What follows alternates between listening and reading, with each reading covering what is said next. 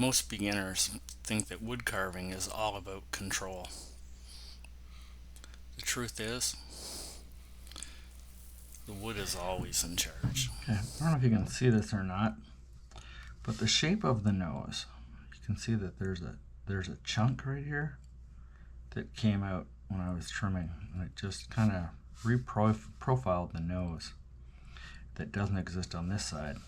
And that just happens. The grain wanted to do something different.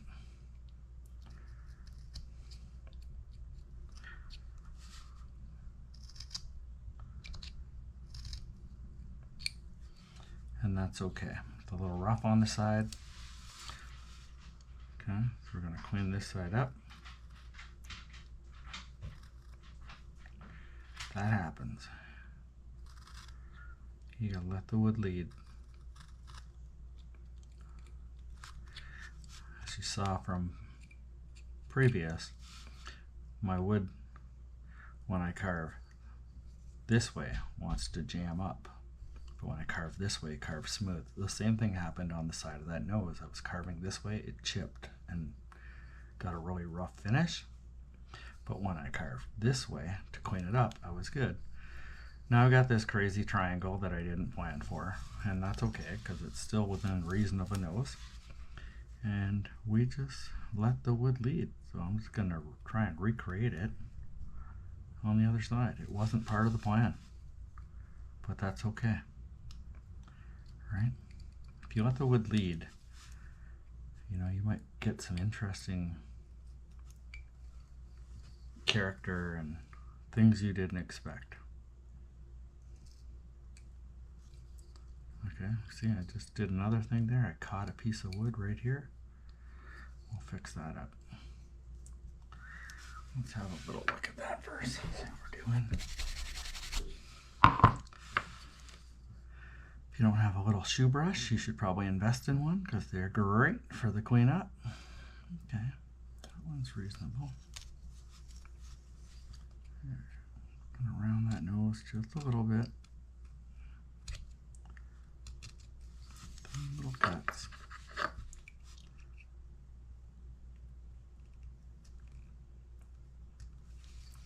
Right? See, I did it again. Just to illustrate that trying to carve from the brow to the tip of the nose, because we know that it wants to change up. You gotta listen to the wood. And what it wants to do here may be different. In this case, it's the same. But sometimes, this spot might be different than this spot. So you gotta just start off slow and watch the wood and listen to the wood. And then you let it lead.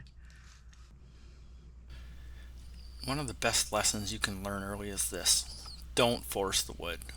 Let the wood lead. Instead of trying to make the wood obey your plan, adjust your plan. Maybe a cut goes a little deeper than you wanted. Instead of calling it a mistake, you change the shape slightly.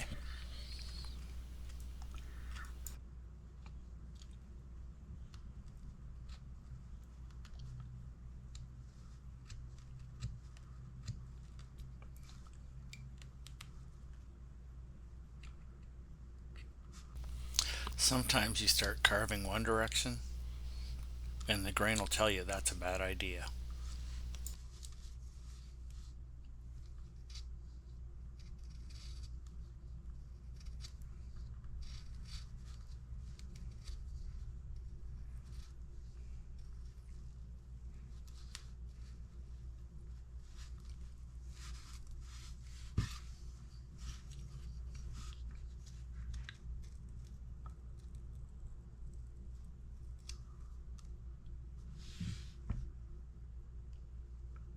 So you turn the wood, change the angle, or take a smaller cut.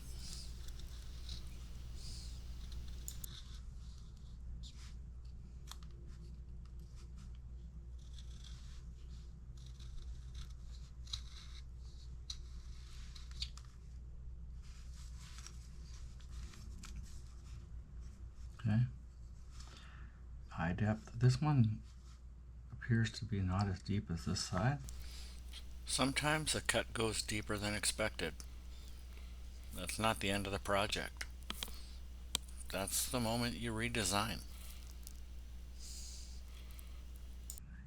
Through errors where I've either sliced one spot deeper than the other. That works in your favor usually because it's all about shadows. You watch any of the gurus, and the shadows are what drive your carving. You want simulate. I could try and carve an eyeball in there, but why would I? When, right? When, see? Almost every carving changes as you work, and that's not failure. That's part of the craft.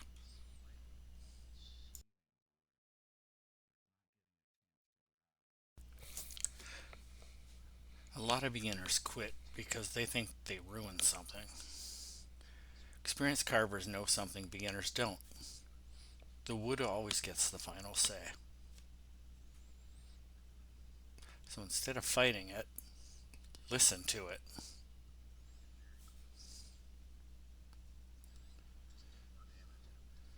Every piece of wood is different. Every carving changes as it goes. And learning to work with the wood instead of against it is when carving really starts to feel natural. Let the wood lead.